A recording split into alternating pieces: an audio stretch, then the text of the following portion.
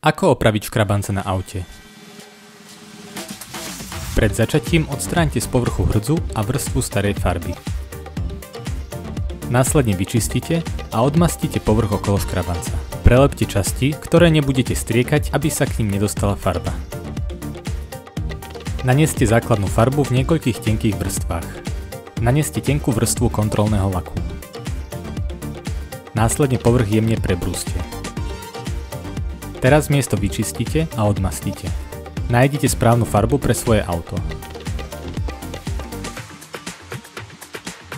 Aplikujte lak v niekoľkých tenkých vrstvách a nechajte ho uschnúť.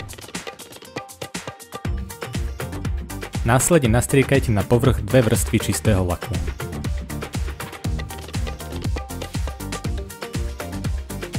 Nechajte lak vyschnúť.